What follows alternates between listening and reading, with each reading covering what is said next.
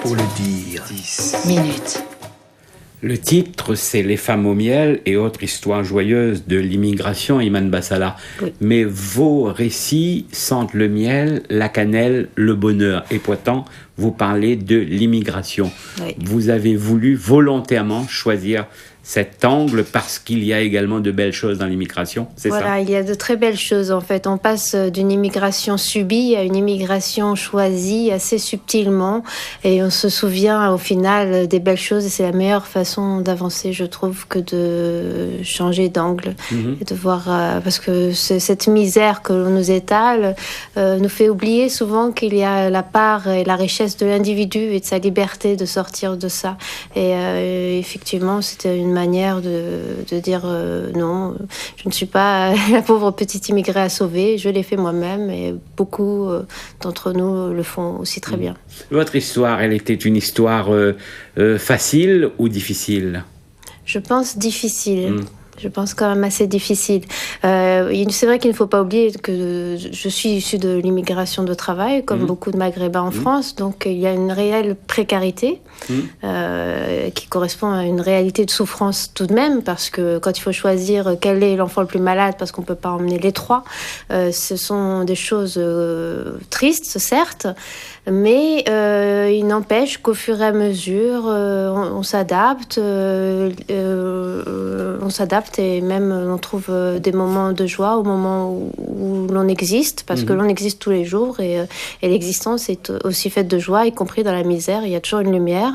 La mienne, ça a été la littérature, les bonnes notes à l'école, à chacun d'avoir la sienne, où qu'il soit, je pense. L'intériorité fait beaucoup contre les conditions extérieures difficiles. Vous étiez une très bonne élève, vous étiez à l'école publique, et puis à l'école publique, il y avait quelqu'un qui vous embêtait sérieusement, et avec une amie, votre amie d'enfance à cette époque-là, ma grande amie d'enfance, et vous décidez de tout faire pour aller dans une institution privée. Qui nous fascinait beaucoup. C'était ces institutions parisiennes qui sont entre couvents, châteaux, manoirs, qui nous fascinaient beaucoup. Et nous avons réussi, aussi bizarre que cela paraisse, à y entrer et à obtenir, dans mon cas, la gratuité de la scolarité dans cette école. Parce que vous allez arranger un petit peu votre histoire, mentir un petit peu, entre guillemets, pour vous faire accepter. Bon, on ne sait pas tout de suite que vous êtes musulmane, c'est ça? Non, on ne le sait pas tout de suite. Donc, je pensais qu'il fallait être obligatoirement catholique pour intégrer ces écoles. Donc, j'ai raconté des choses et elles sont très bien passées. Et à l'aide d'un bon bulletin, c'est vrai qu'en faisant passer beaucoup de choses, parce que ça intéressait cette école d'avoir des bons éléments qui tiraient vers le haut cet établissement, bien sûr. Alors, ce sont de petites histoires, mais ciselées, magnifiquement écrites. Et l'arabe du coin, cette histoire est une histoire vraie? Alors, c'est une histoire vraie dans le sens où j'ai fabriqué ce personnage de Fakir, l'arabe du coin, à partir de beaucoup d'autres personnages d'arabes du coin que j'avais interviewés dans un reportage qui s'appelait « De quel coin est l'arabe du coin ?»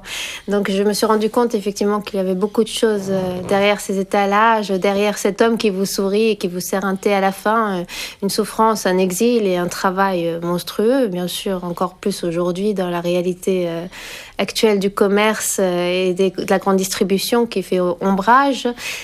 Mais voilà, enfin, j'ai suivi cette histoire, cet homme en fait que j'ai créé de toutes pièces à partir de pièces existantes, donc, et je l'ai fait remonter à mon grand-père qui lui-même était épicier en Tunisie, et j'ai créé une filiation imaginaire entre mon grand-père et cet homme inventé et en même temps si vrai. Et le retour de votre père en Tunisie, c'est de la fiction ou c'est de la réalité? C'est de la réalité. Et ce vélo sans frein qui intéresse une équipe de reportage de France 2. C'est réel aussi. Oui, alors mon père en fait a peint sa maison en blanc et bleu, comme souvent à Djerba et en Tunisie. Et il lui restait un peu de peinture, alors il a peint sa bicyclette en bleu, ce qui faisait une sacrée bicyclette bleue sans frein, avec laquelle il passe ses journées à frimer sur toutes les routes désertes de Djerba. Et donc, il a effectivement été repéré par une équipe de tournage qui le trouvait très, très typique ou atypique, je ne sais pas, sur cette bicyclette qui n'est bleue que parce qu'il faut vider le pot. Derrière toutes ces histoires qui sont formidables, je l'ai dit tout à l'heure, il faut le lire parce que bon, je veux dire, on se régale.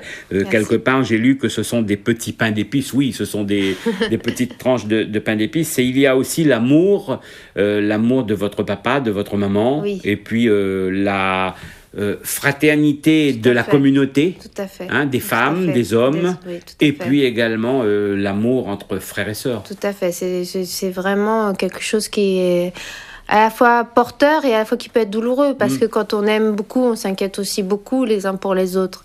Mais au final, qu'il reste une grande solidarité, et puis l'importance de ce lien qui réchauffe le cœur malgré les coupures d'électricité, t'imagines. Gervais Danone, j'ai des difficultés. Racontez-nous, Gervais Danone. C'est votre enfance, vous avez quel âge à ce moment-là? Je sais plus. Et votre papa est gardien, c'est ça? Voilà, mon père en fait travaillait, enchaînait plusieurs jobs en fait pour nourrir sa famille, et donc le week-end il était gardien à Gervais Danone, la grande marque de yaourt, et il nous emmenait en week-end là-bas parce que c'était un grand parc énorme au milieu de ces bennes de yaourt, ces frigos géants, et ça c'était un paysage tout à fait merveilleux pour nous. Nous étions aussi ravis que nous revenions. Vous aviez tous les bureaux pour vous, tous les feutres, tous les tableaux, vous pouviez dessiner tout le week-end. Exactement. Nous étions seuls à bord de ce vaste paquebot, et parfois c'était à côté du Bourget, donc parfois nous allions voir les démonstrations du Bourget, parfois un petit cinéma à Aubervilliers. En fait, c'était des choses très très sympathiques, très amusantes. Qu'est-ce qui vous a manqué dans votre enfance, si quelque chose vous a manqué?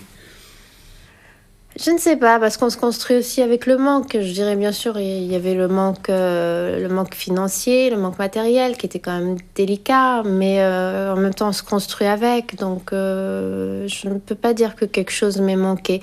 Si, ce qui m'a manqué, si je pourrais dire quand même, c'est que en fait j'ai été très très protégée par l'école, mais un peu trop.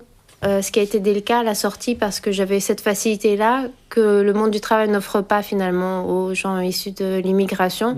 Et je pense avoir grandi un peu dans ce mensonge de l'égalité des chances, et qui est très nuisible. Je crois qu'aujourd'hui on devrait dire, mais enfin ça commence, ça l'était pas à mon époque, mais dire que oui, ce sera plus difficile pour vous, c'est une réalité.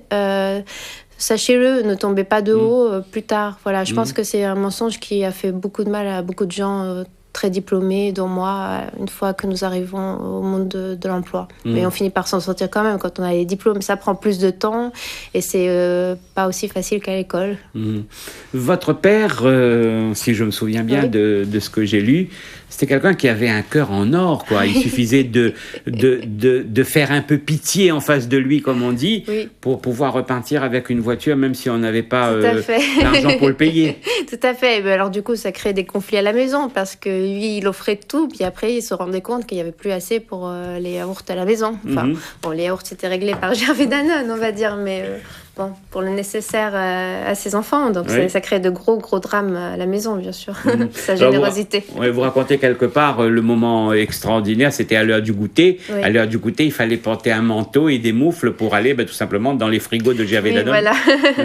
C'était magnifique. En plus, c'était vraiment tout ce qu'il y avait à la publicité, des prototypes. Enfin, c'était quelque chose d'assez incroyable. Quand on est enfant, on est encore gourmand. Et tout ce chocolat en yaourt, là, c'était quelque chose. Alors, vous terminez votre livre en disant « Je suis une bomboloni ». Les bomboloni, ce sont les beignets italiens frits à l'huile et saupoudrés de sucre que l'on mange sur les bords de mer en Tunisie. Pourquoi êtes-vous une bomboloni? Alors, parce que ce sont des beignets italiens, et parce que, voilà, je suis fiancée à un Italien qui lui-même a vécu une autre immigration.